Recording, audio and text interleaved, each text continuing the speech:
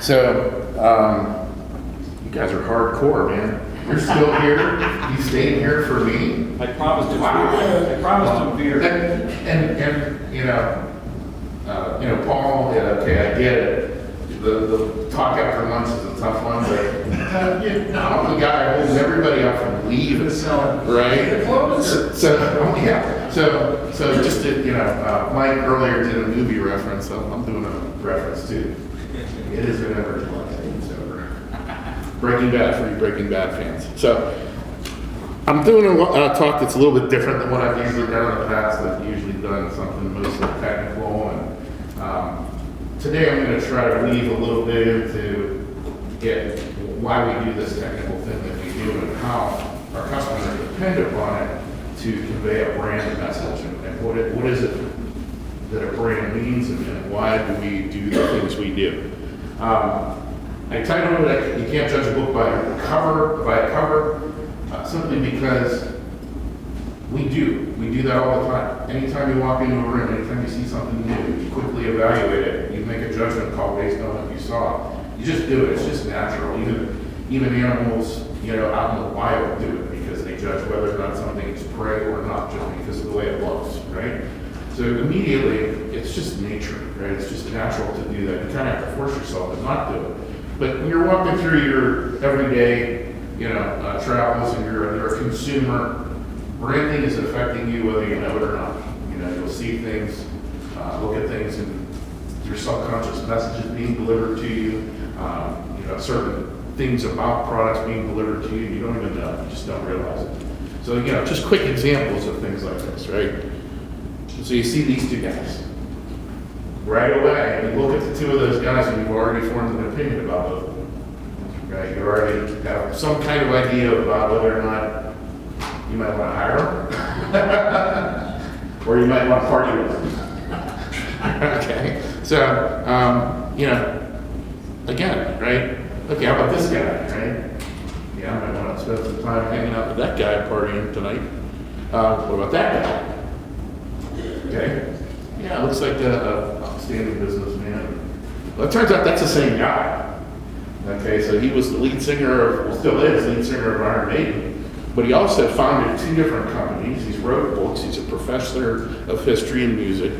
This guy understands branding because he branded himself two different ways so that he could provide his product to his consumer, right? The Iron Maiden fans expect one image. The Cardiff Aviation customers expect a different image. He's not going to go to a Cardiff meeting or something like that. Well, I don't know, maybe he does, but you can see that. How about these two people, right? You look at these two people and you get a kind of a feel. She smiles because she knows who it is. And you think, I get kind of an image from these two people. Well, that's these two people. Don't they present a different image to you now? Or well, maybe they don't, but that depends on that's as political as I'll get to. So anyway, these things are important, and it's on how to define a brand. I mean, a lot of people, it's kind of a nebulous and tangible thing. It means really, it's how you identify your company, your product, and communicate it to your customers and your individuals. And these guys here listed, they're experts in branding, right? You come to expect certain things when you buy a Coke or you ride a Harley, right? It's a way of identifying your business. It's the customer experience your business in a certain way, and that is your brand. So, you might be somebody who provides outstanding customer service. You might be somebody who provides, a super top quality product and you charge a lot for it. But it's more than just a logo. It's reflected in everything you do, and every time you communicate to your customer, you're communicating your brand to them. Examples of same products, different brands, okay? When you buy a Honda and you buy a Mercedes, they're both cars, they can get you back and forth to work. But you have a different expectation of what the Honda will do versus what the Mercedes will do. The same thing if you happen to fly on two different airlines, right? If you're flying on Southwest Airlines, it's one experience. If you fly on, and if you're lucky to fly on Emirates, it's a totally different experience, right? Well, that's the way they brand themselves, right? They're basically, your satisfaction is based on what you perceive when you look at them and what you were expecting when you saw that, right? So you have two levers to move your customer satisfaction. You can mitigate, or people sometimes say manage expectations, right? You promise but over-deliver, right? Or you can even change your product so the customer has a different perception when they actually handle it. It may cost a little bit more than managing expectations, but you may want to brand yourself that way, like a Mercedes would do. That's what they want to do. They want to provide a higher cost item. They're going to make it so that, when you get it, that perception is there. So you're selling your company, right? That brand is your company, and the customer's purchasing your company in the form of your product. Right? And that goes for us decorators too. It's the same thing. And the goal should be every interaction with your customer, no matter whom the company is interacting with them, it should be the same. It should be consistent. They all feel that they're getting the same kind of service, right? And that brand is your strategy. So everything you do, it defines the way you approach your customer. So the most important thing to do is decide what you're going to do, decide what you're not going to do, stick to it, and make sure that they can rely on that consistency all the time. Sometimes important, okay, you're in a marketplace, you obviously have competitors. Well, what's your competitors' brand look like? Do you want to provide that same kind of thing? Do you want to do something different? It's another thing that we'll look at when we're deciding, okay, do you want to play in this market or not? Does our brand fit there? Is this what we do? Well, back to the question, what do you want to do? What don't you want to do? I did a lot of work with Coca-Cola, and these guys are experts in branding, and this was something I learned about something very specific to our industry, glass, right?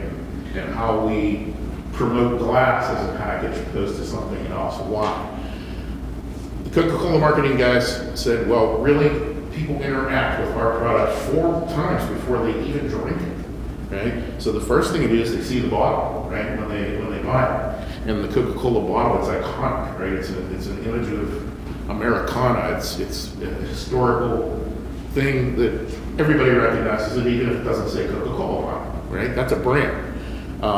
When you touch it, glass is different than plastic, which is different than aluminum. It has weight, and most people associate weight with value or perceived quality. You buy some type of thing from the store and it's flimsy plastic, or you buy a metal one and you say, well, that's better quality, right?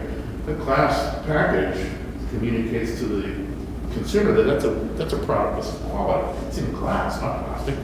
The closure, how hard is it to get that thing off of there? How easy is it to reseal it? Does it even need to be resealed? I don't know. Does it hurt my hand when I get it off, right? For consumer safety, product safety. And then another thing that I never really even realized this, but Coca-Cola was aware of it, was the feel of the bottle on your mouth. It feels different than King, and it feels different than a 2-liter bottle, right? So that is another important part of a brand.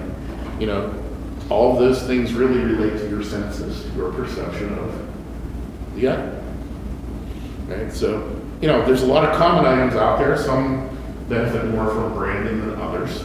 Like a desk lamp, okay, well, I'm just buying it because I want to light my desk. But really, maybe it could be decorative, usually not. It's usually because I need to light it my desk.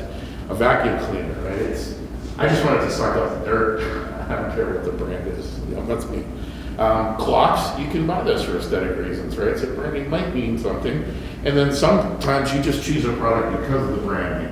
Sometimes that's the case. Let's say like a Mercedes, I just want the Mercedes. It's a German engineer car. We heard about German engineering earlier in a talk today. And inks and coatings, that's what we do. It's all about the look, right? That is exactly what we are doing. So how we interact with our customers is supporting their brand. Okay, we support it with decorations that fit into their brand strategy. And colors, we do a lot of colors. And there's also intrinsic emotions that are set off by colors in our culture, right? Red, love, passion, can be anger, right? Action, blue, tranquility, trust, stability. On the other hand, it could be sadness. Blue is sadness, right? Other colors, green, the color of money, that kind of thing.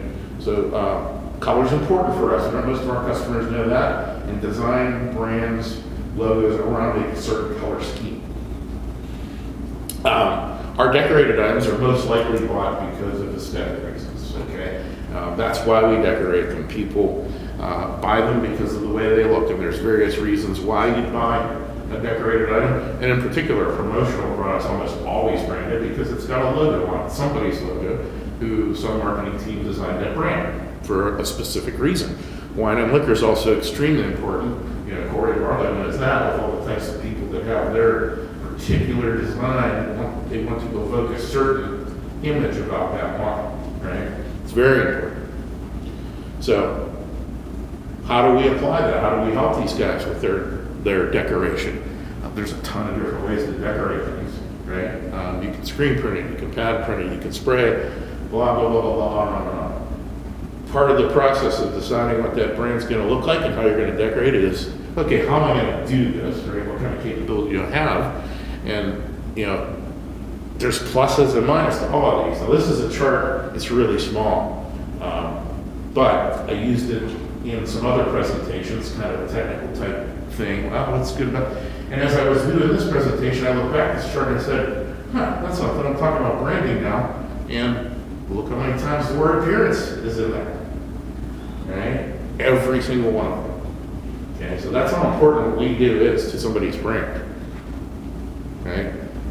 Then the other important things, we have to decide the substrate. In our case, it's mostly glass. We don't do a lot of plastic. We do some ceramics, right?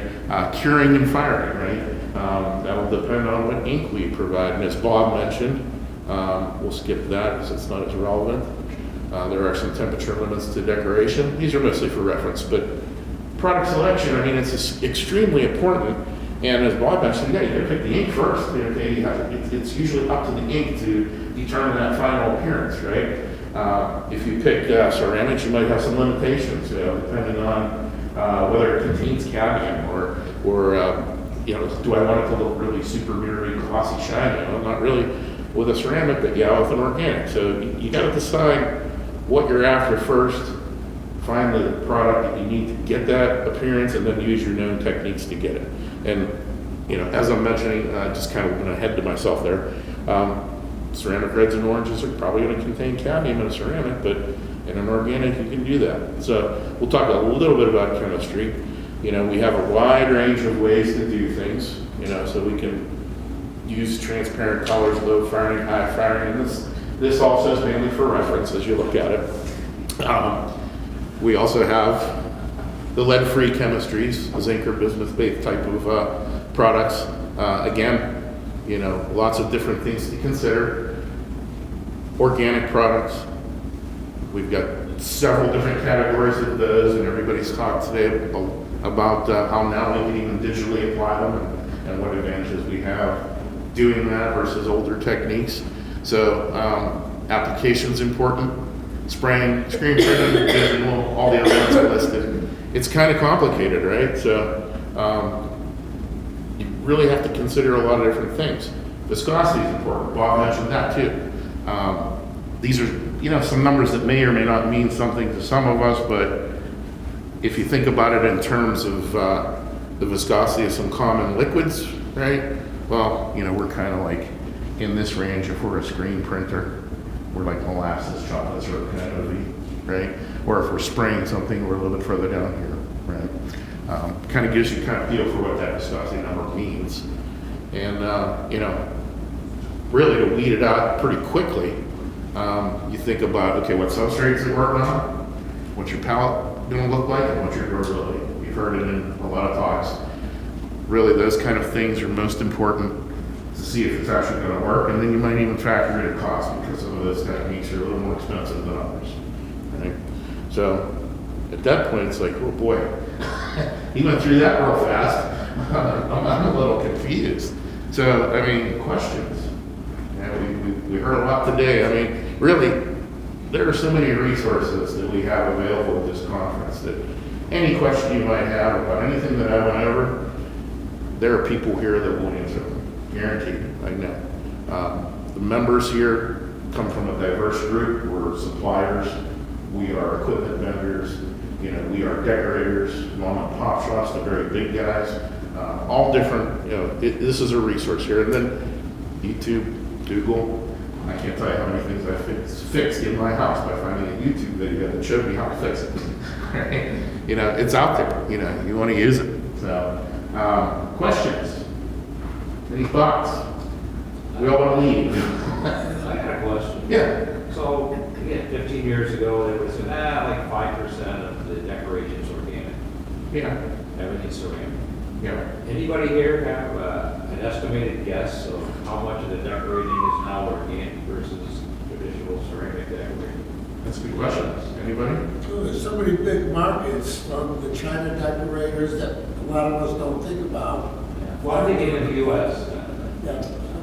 I don't know. You know, I guess it'd probably be 20% of mammals. I like that number. That's my guess. I like that number. 80% organics, 20% organic. That's kind of what I'm feeling with people Yeah, have gone to across the board. Most of you are probably just like me, that I go to the store and I start picking up things and examining them, and my wife says, "What's wrong with you?" About the Okay, scratch. and it's just based on that kind of anecdotal research. I agree with that. 80% of the things I see now are organic. Harold Germany would ask me 10 years ago, what do you think the sizes of the organic market? And I just used the word massive because it Yeah. just applied to glass and ceramic. Definitely. So I wouldn't be surprised if 20-25% is left that where they have to have the durability or other reasons. Okay. And I wouldn't be surprised if a lot of the people who are decorating in organics made the decision based on the information gathered at this meeting. Oh, I'm positive of that. Right? Absolutely. Right. Okay, well, one more movie reference. Okay. Now we're done. Was that you? It's over. Yeah, let's see what I said. Is that too